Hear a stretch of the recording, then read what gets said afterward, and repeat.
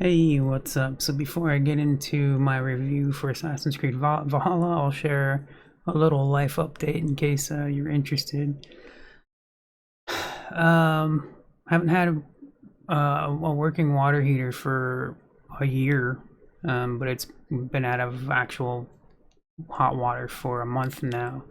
Um, I'm pretty filthy, disgustingly filthy and stinky, and it's terrible. Cannot afford to replace that. Looking into it, can't really do it. I have no income. Neither me or my sister currently have any real income. Also need to fix up our air conditioner, either get a new one or new refrigerant or whatever. Looking at $10,000 worth of stuff we need to get taken care of that we literally can't even get one of these things taken care of. Anyways, then on top of that, my sister has apparently tried to kill herself twice this year. I couldn't care less if I live or die, and all I want to do is still kill all the politicians, millionaires, billionaires, and MSM reporters. So, for a lifetime of lies. Awesome. Anyways, so we'll get into my review now, shall we? Let's do that. All right. So I got some screenshots to share. I wrote this back in when the heck did I write this? It's been a little while. April 3rd. I wrote this on April 3rd, and I have a little intro here as to why it took me so long to finally play through the game, because I had started it. But anyway, so just so you know, there's a little intro, a little bit long, before I get into my actual thoughts on the game itself. So here we go. I finally played through Assassin's Creed Valhalla, including all the expansions, which add quite a lot of value and are extremely enjoyable. If you don't play these expansions, you'll miss out on a heck of a lot of incredible stuff. They're really good. I was surprised by them. There are two main reasons I didn't end up playing through Assassin's Creed Valhalla when it first came out, even though I had invested a little over 40 hours into it pretty quickly. Yeah, like the first week or so. I played it, a lot of it early on, and I was just like, was not in the mood for it. The first reason is that while the introduction of the story was pretty cool, I bore easily of politics, and the story here is very political throughout. Yeah, it's pretty heavy on the politics.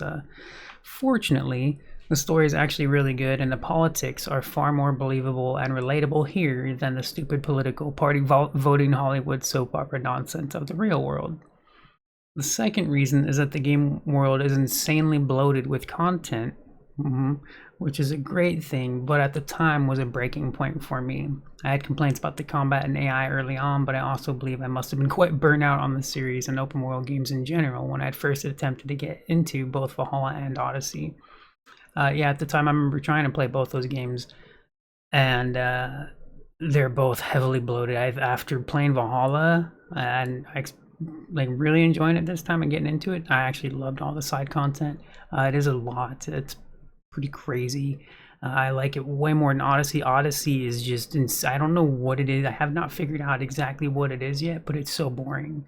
The world itself is incredible. I always thought so, but the it's just boring. It's such a boring game. I think it's because none of the side content is actually different. Like when it comes to side missions and stuff, like it's all exactly the same. Like, but Valhalla's side content is actually different and varied and stuff. So I don't know. It's weird, but I kind of hate Odyssey now.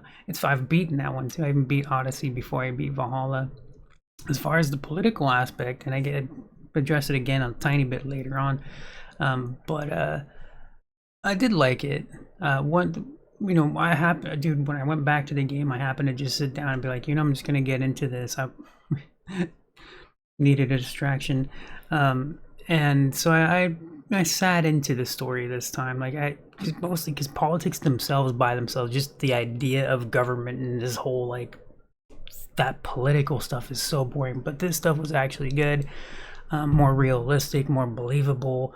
The way that they discussed these things was real. I'm telling you, man, it's so different than this whole red versus blue crap. But it was cool. It's kind of seeing the warring clans. They have their own tribalism, their own things that they do their own way and stuff. But they still want to get along with other territories. Some of them are just crazy murderers and stuff. Some of them are, yeah. It's pretty nuts. But definitely, as far as you get to really look at the real stories of these people, what they're arguing over, and it's not the nonsense that I'm aware of in our government politics. Oh my, it's anyways, the politics and Valhalla were far more real, far more real. Anyways, the reason I returned to try this game again is because I loved Assassin's Creed Shadows so much and wanted to play more when I had finished it. Valhalla was still the only game in the series I'd not completed, not counting the 2D platformer games. I still intend to get around to completing those as well at some point, but I might not get around to that. I don't expect to. I've always wanted to, but I don't expect to. I also haven't completed the expansions for Odyssey, though, and I plan to play that again very soon to do so. I've already started. I've been playing through a new playthrough, but I stopped a while back because it's freaking boring. But eventually, I will get through that and complete it and do the. I had started the Atlantis expansion on PS4 a long time ago, and again, it's the world is really cool, but it's a boring game. It's so weird. Like I've been trying to think about it. I'm like, what is so boring about this game? Because Valhalla is crazy bloated, right? Like it's nuts. But Odyssey is just boring. It's strange, especially what's funny to me is it's everybody's favorite out of the new games. Like if you Origins too, but from what I've seen vocally, right, like it's either Origins or Odyssey, and most people are fans of Odyssey. Between the two, my favorite's Origins, but now that I played this, Valhalla is actually my favorite in the entire series, which is crazy, especially because I hated it at first. Anyways, I mentioned that later. All right. Let's see. Upon returning to Assassin's Creed Valhalla after completing Shadows, I immediately noticed how much smoother the gameplay is when it comes to the animations and parkour movement.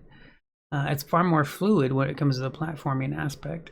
Shadows has excellent gameplay. I just found it interesting and noticeable that certain aspects are better in Valhalla. It's always weird to play through the series and see the types of changes that happen, usually better, but sometimes worse. It's all of them, right? Like if you've ever played it, there's like side content that's gone missing. That it was in one of the games. Even Ezio did this. The whole Ezio trilogy, every one of those games is different, has things that the other game didn't have, and removed stuff that the previous game had, right? Like so it's just like, why didn't you add on to it instead of take it away and give us something different? Why didn't you have that as well as this new thing, right? So I had seen discussions many years ago too, talking about like, well, it's too much content, so then it might break the game or whatever. I don't know. Especially look at Valhalla. There's so much going on in that game, man. But anyways, it is kind of weird to see like the changes that, especially because Shadows is really good. Gameplay is very fluid. It's smooth. Like it's gotten better since it launched too. It was good at launch though. It was. It had some minor issues, and then they upped the parkour a bunch with patches, and stuff like that. They actually changed like a lot of new mechanics and stuff. But it launched fine. Like it actually launched well. So it's interesting to play through the series and to see these things that like some things in the newer game are worse, and it's like, well, why is that worse? It doesn't make any sense, right? Part of my thought all the time, every time, is like they just don't have the same devs, like for Watch Dogs, for example, like from what I remember is Watch Dogs 2 and Legion, none of the same dev team, like at all either. Maybe they might have had like one or two people, right?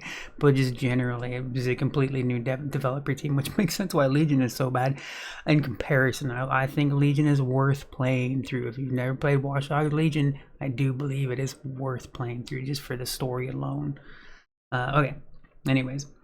One of the things I'd missed the most for a while in this series was the deeper platforming puzzles in the Ezio trilogy that not only required precision platforming, but also timing, as you had to flip switches and reach your destination before time expired, or you would have to start over. It wasn't like a massive thing, but that was how those puzzles worked back then, right? In Valhalla, there are the Animus Anomaly platforming puzzles, which are pretty amazing visually. Those things are so cool, man. They're mostly simple, but a very cool experience, and some of them do make you think a bit more, a little bit. Some of them are like, I would say they're more tedious than interesting and fun, but they're cool though. Like they're pretty neat. I found the reward for completing them all to be absolutely mind-blowing. The cinematic story they unlock for it is far longer than I expected it to be. It's also not something I go out of my way to find online, I prefer to play things like that for myself. I think I even rewatched that, and it was much shorter than I remember it being. And just as a first-time experience, I wasn't expecting it to be so long. It's actually pretty short though. but like it was cool. It was, and especially the mission around it, right? Wasn't there? I think there's a mission related to it when you complete like the whole thing, and then you go to do the final one. I think I might be remembering that wrong. There's a lot of stuff connected to it though. This whole story was nuts. It was so good, man. There are also the Tombs of the Fallen, which can be cool puzzle tombs as well. Sometimes frustrating, but mostly epic. Especially the finale, which was especially frustrating. That's kind of funny. I did end up looking up guides for some of that. I think I looked up a guide for almost every single one of them. Almost. I have no doubt it would have taken me so many more hours to figure some of that out without the guides. A lot of these puzzles felt more like a waste of time than actually being fun to solve, but I was glad they were at least in the game, and some of it was fun. It's one of those things, it's a mix, right? Like, they're cool, I really like doing them. I would say don't not do them, don't skip them or anything. But they're also frustrating time wasters instead of being like mostly fun. Like, for example, like Mario. If you play like a Mario game like Mario Odyssey, they have these puzzles, but they're fun to figure out. Even like Lego games, most Lego puzzles are really easy to figure out, but they're fun to like process, right? Like they're just fun. They're fun puzzles. And then there are the ones like these where they have these like subtle things that are easy to miss, like Darksiders. If you ever played freaking Darksiders, oh my gosh, those games, dude, run around freaking 30 to 60 minutes because you missed that one stupid thing that's like, it's just like, how did I miss that? I don't know how, like, they make it like it's, ooh. Anyways. It's not that they're impossibly hard, it's just sometimes things aren't as obvious, and I do get bored of running around in circles, missing that one thing. All right. Next section is going to be a little weird probably for you, but I wrote it because it's related to the games, and as I played through these games, Valhalla, and had recently, maybe a year before I played through Valhalla, I also went back and replayed the Ezio trilogy, and this is a weird section, and I thought about removing it, but it fits. It's what I had in my mind while playing these games, so here we go. One thing I had noticed in the older games while replaying them a while back was how similar everything was story-wise to the rabbit holes that I ended up going down between the end of 2019 and 2024. These stories about the Illuminati, how the Templar are basically the New World Order, and so on were practically the same as the stories I'd come across about real society for real. No, like, I was just like, what? Weird. Seeing that kind of blew my mind. It's also kind of annoying, making things even harder to believe. Everything's a lie, nothing is true, everything is permitted. Yeah, that made a whole lot more sense to me. Full created that is an excerpt that was really good too. Look it up if you don't know it. It is the whole thing. If you've never, check it out, look it up. There's two different versions that I came across. There's one that you can find in most of the results, but there's another version as well that's like slightly different, and I don't know why that is. I forget. It's probably explained there, but yeah, there's like two different versions of the Assassin's Creed. Nothing is true, everything is permitted. The whole creed. It's really good. It's in the games as well. They do have the full creed in the games, but you almost never hear it. The short motto is what you usually hear. I never ever want to go back down those holes again. I often can't believe I was able to escape. If you haven't experienced it, you have no fucking idea, and it makes me mad that I can't really tell you what it's like, other than it's maddening, and I don't know if I'm even still sane. That's just more of an inside joke for myself, why I wrote that way. I think I am, but I certainly don't feel that way when the entire world is against me. Anyways, I can understand stories being based on real life, but that darkness is a bit too real, you know? It's also kind of beautiful. It's either a bit too hard for me to explain right now, or it would just take an entirely different article on its own. So let's get back to the game here. I've reread this review, and I got to that part, and I was like, I should write about that. I kind of want to.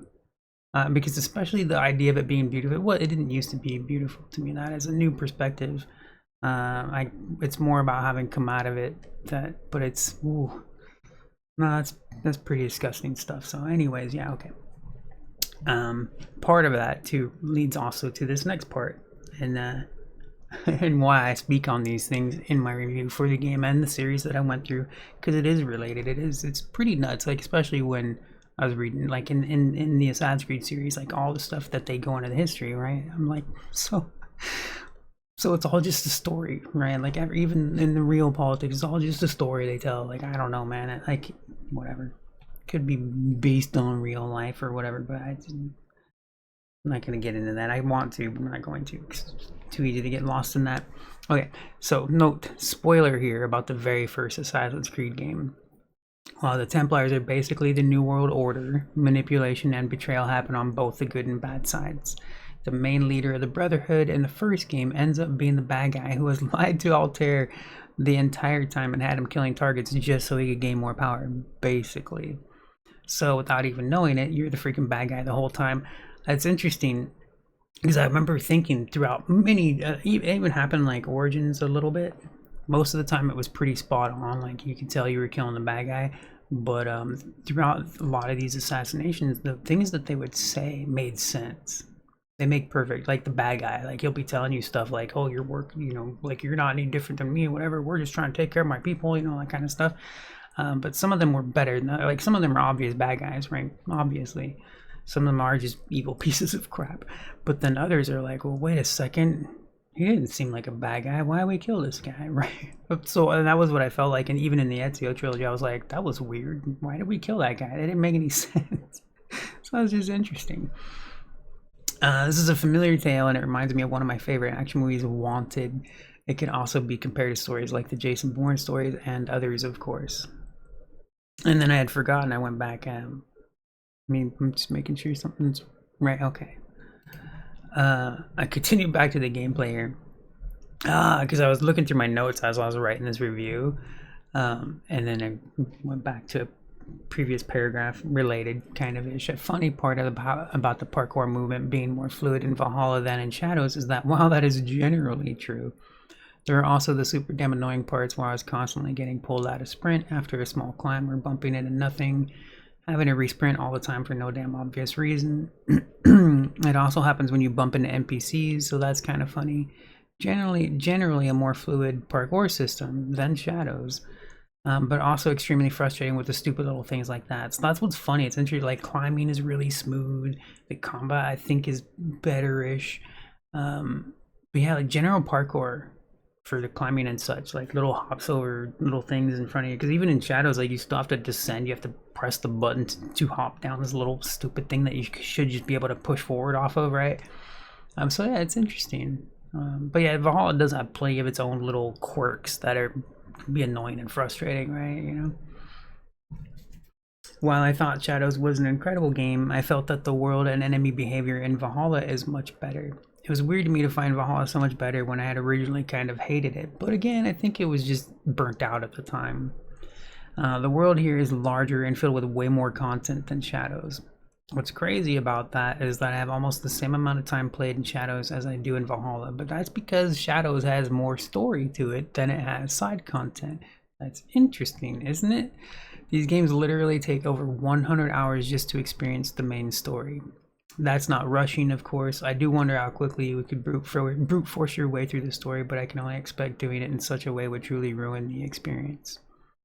I would have to play through each of these games from start to finish back to back to really try and compare that amount of content and the exact differences. And I don't even think it would work. I'd have to play them literally side by side, switching every hour or something, right? Like, because 100 plus hours to get an idea of what exactly that's a lot, man. That's a lot. It's crazy. But I did think it was kind of weird because I was thinking about it too. I was like, because Shadows does not have half as much side content as Valhalla that I can remember. Like it has plenty, it has side content, like it has a nice amount of side content, but not even like I can't remember having half as much as Valhalla, dude. There's a lot of story in Shadows, and that's what makes me laugh so hard because there's so much of the community that well, I think of them as fake or bots or something because they trash on the story constantly, especially Naue. Like they trash on her story, they trash on the general story, and they all rave about Yasuke, and I'm like, this doesn't make any sense. The whole story is about Naue and everything she goes through and stuff. And Yasuke is, I love Yasuke, I freaking love him. And his brief little story part of that game is great. It's really cool. His connection to the Templars and stuff is pretty cool stuff. But his story is like 10% of the entire game. So the fact that people were out there trashing not only on the story, but then acting like Yasuke's story is so much better now, it makes me, I'm just like, it's just, I don't even know. It makes no sense, man. It makes no sense. It's so funny. All right, where was I? It's pretty wild to me that I have over 200 hours played on each, not counting my time played on PS4 before PC. That was specific to Valhalla because I didn't play it. I don't even know if Shadows was on PS4. It might be, I don't know. They're both excellent games, but I think Valhalla is better overall. I still can't help but prefer the overall stories and origins, while finding them to be incredible in both these games as well. Origins just really stuck with me, man. I do plan to play that again as well, but not until after I replay Odyssey. Yeah, as far as story wise, even side stories like Origins is my favorite. Valhalla is my favorite game overall, and in the whole series. And the story in Valhalla is incredible, especially the further you get into it and the closer to the end. And it's nuts, man. It's fucking beautiful. And Origins is just the entire story throughout, and all the side stories were just so good to me. I'm sure other people find it boring and stuff, but to me, Origins was my favorite. And I might even change my mind after playing it again. After playing through Valhalla, I don't think so though, because Origins is just was just implanted in me, man. There are things that I remember. I'm like, oh man, that one time, right? Anyways, all right, let's see. I found the world quests in Assassin's Creed Valhalla to be very weird but interesting mechanically. When I first encountered them, I didn't understand why they wouldn't track in my quest log. It's mostly because you're meant to do them right then and there, and most of them aren't far from the NPC you started at. They're very brief little stories that usually take place in the immediate area that you're in. You listen to the NPC and quickly do as they request or hint at. That's right, like usually really close where you're at. It's pretty cool once you get used to it. Most of them are cute, cool, and some are surprisingly really damn good for being so short. Some of these side stories are really sad, where people lose close loved ones to war and invasion but can't let go and pretend they're still alive. There's a few of those. It is really sad. Then there are the mushroom hallucination missions that are either brief visual puzzles or a quick combat encounter. I really enjoy those, especially the visual puzzles, which can be a little annoying, but they're neat. They're really cool. There are also other puzzles where you have to align the symbol with the camera. I know there's a name for that, but I forget what it is. I still never ended up looking at it. I know there's a freaking word, and I don't remember it. The side content is pretty cool, and there's also special, unique, huge wild animals and side bosses that unlock what feels like special content and gear. It's basically just rewarding to do all these extra things, and they have like some of the side bosses that you come across are connected to a story. Actually, they have a story related to them as well. It's pretty cool, pretty neat. And flighting, I loved flighting. What a funny name too. Flighting is where you have a rhyming battle with an NPC. You listen to what they say, and then you have options to choose from that best fit the tale and rhythm. Most are easy, but some of them are not just rhymes, and you really have to pay attention to what they're saying to figure it out. There are mini games that you bet on, so it's best to save the game just before starting the flight so you can reload if you mess up and lose. Mostly, I mention that specifically because earning money in the game is not great. You could grind it, I think, like by playing these little mini games, but I don't enjoy those mini games enough to grind them for money. You know what I mean? Other than that, like the natural way you earn money in the game is not good, especially with how much things cost, with your upgrades and your weapon upgrades and stuff like that.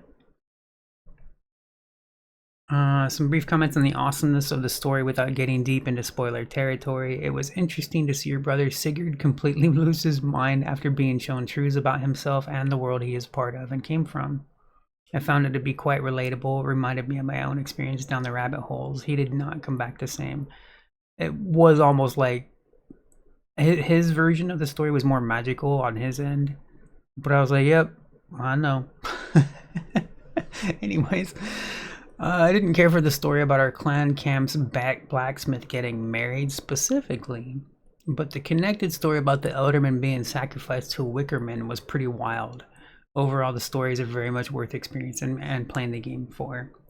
Yeah, it was weird because like they made this big deal out of it, right? Like your blacksmith, he becomes this important character. It felt random to me, and not like in a bad way. It was just like now all of a sudden we're gonna find out about the blacksmith and get deep into his story. You know, I was just like, but maybe I might not just remembering how the early game started. Like maybe they were closer than I knew or something. I just thought it was funny because I was like, I don't care about them getting married, like whatever. But then the story related to it was went pretty crazy. I was like, oh, this is neat. And then the where they actually do the marriage too, right? Like you watch them do vows and stuff. Like it was pretty. It was, but I was like, whatever. It was pretty though. Like it was nice to see ish. Like I just don't care about that.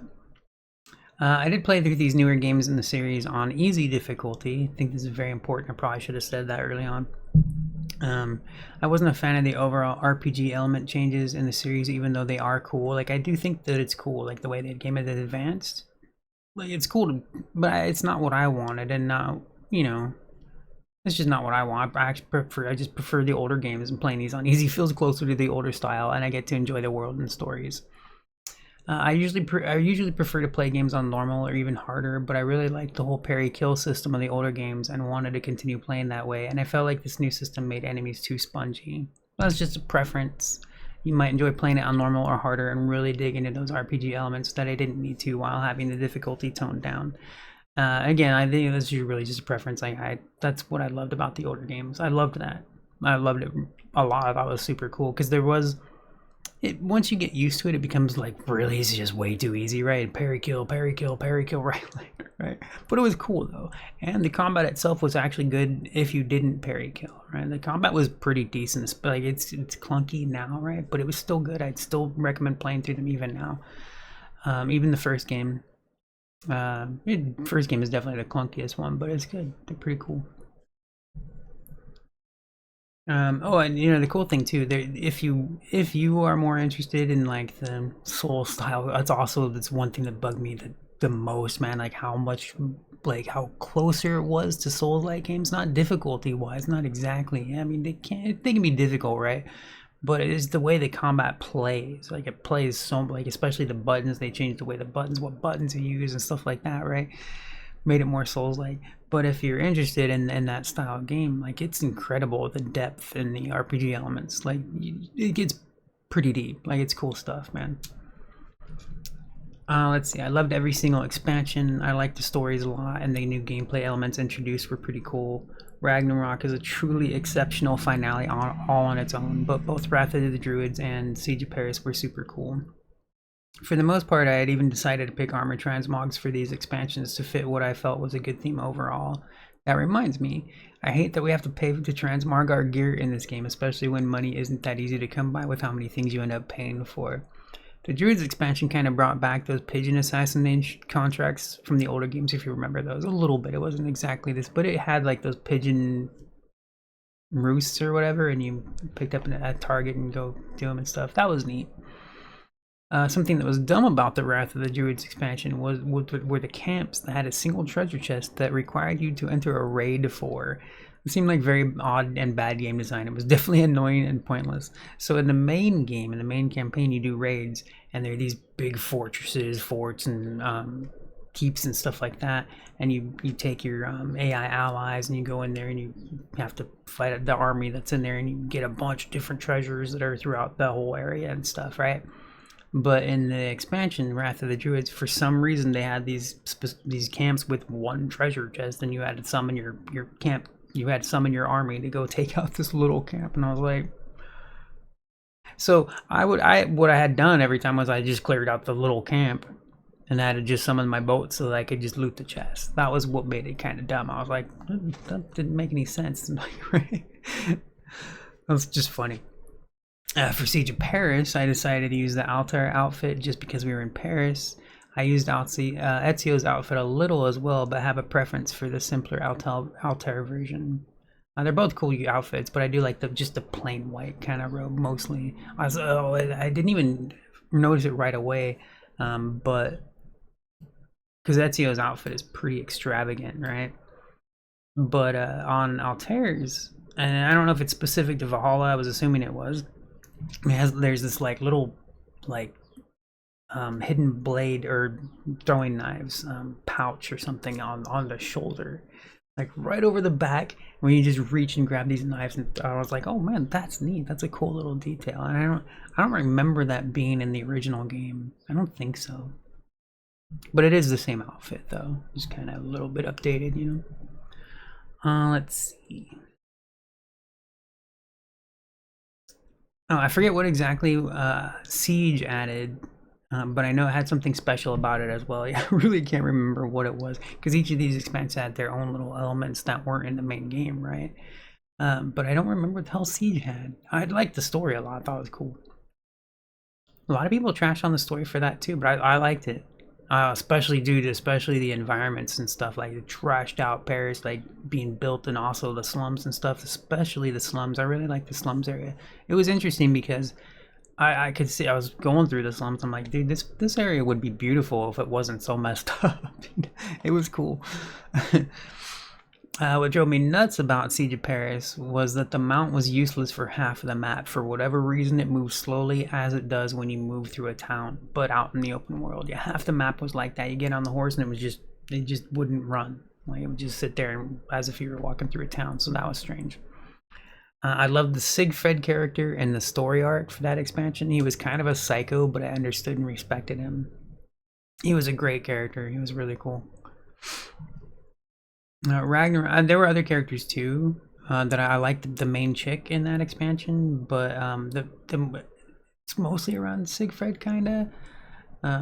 Yeah, to me, he was the main character of that expansion. He might not have been, but that's what it was like to me, the way the story played out. And he was freaking great. But the chick was cool, and they were the two main ones. I'm sure there were other cool characters too, but those were the two I remember. But Siegfried he was a badass psycho, and like I did respect him.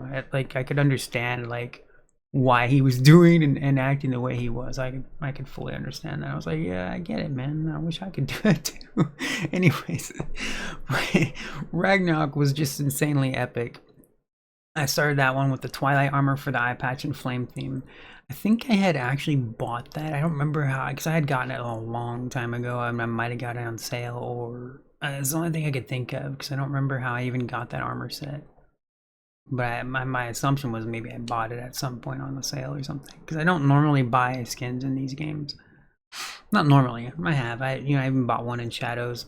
But I also didn't realize that you can actually earn them for free by playing the game. It's a huge grind. It's an enormous grind, but you can get those shop skins from playing the game, so that's cool.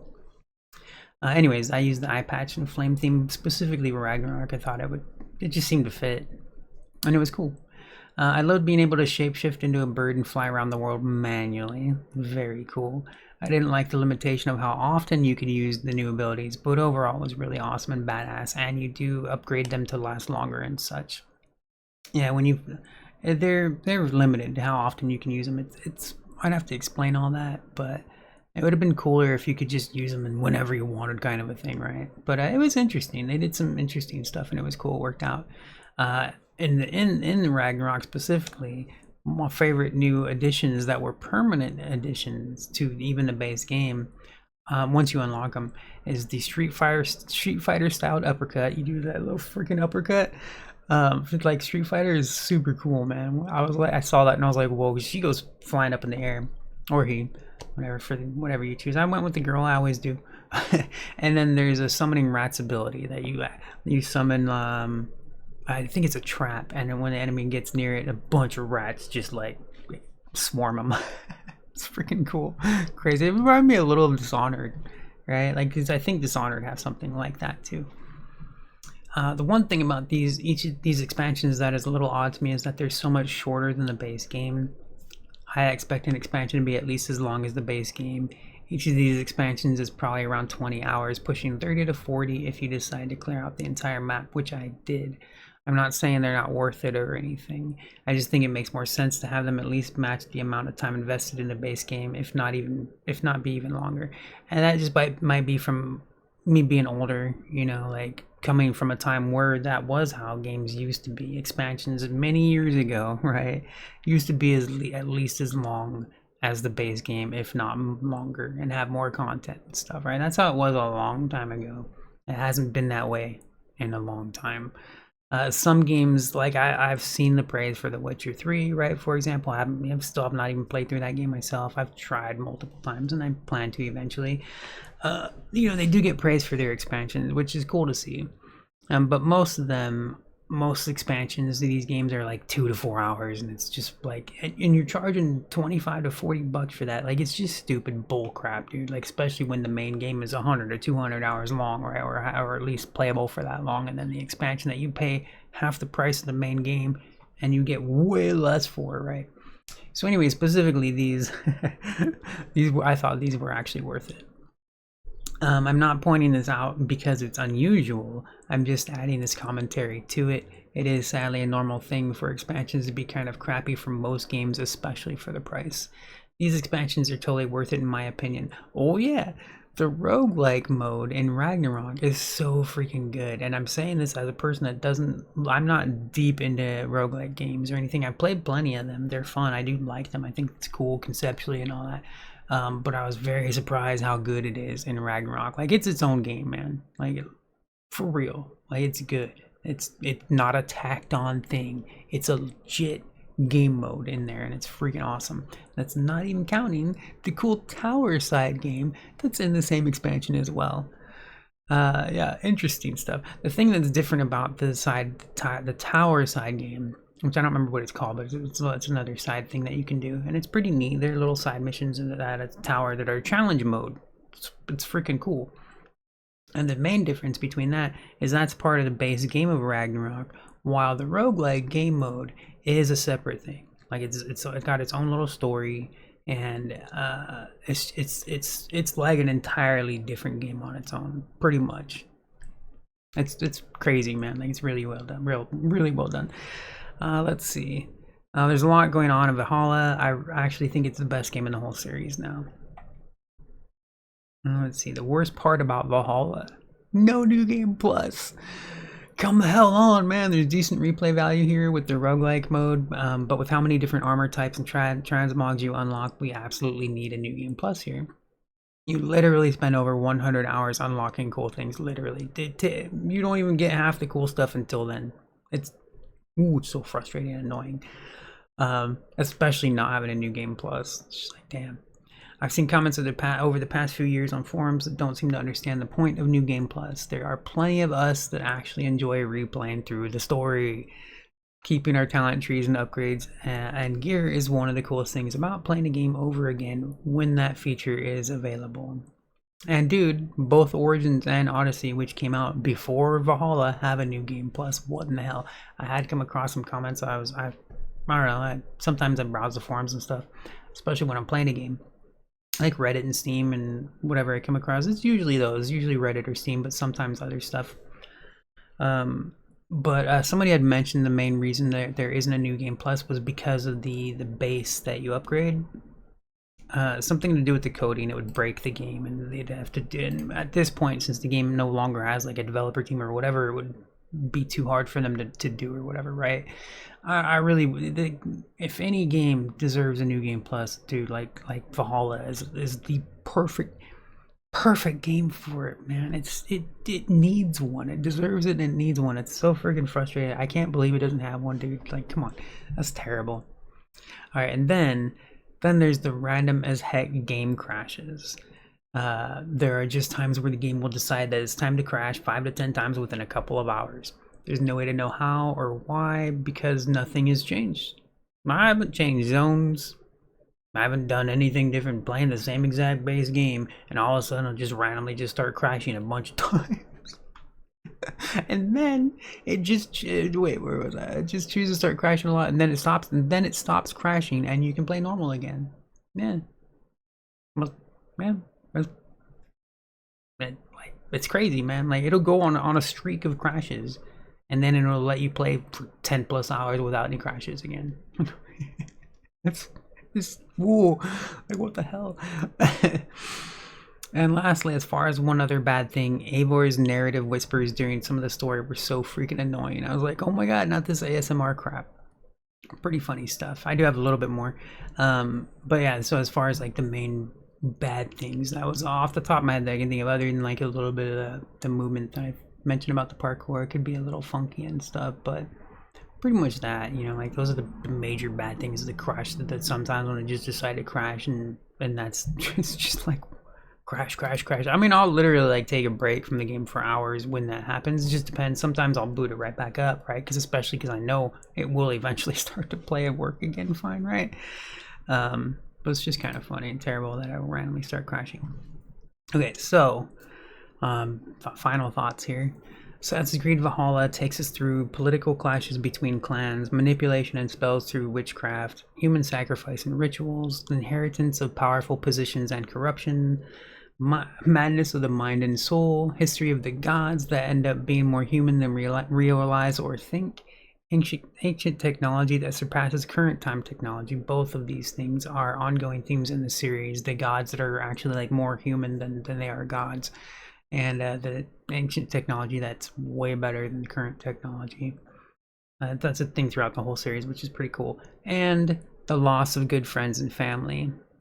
This is a truly incredible game with excellent music and stunning visuals on top of everything else mentioned here.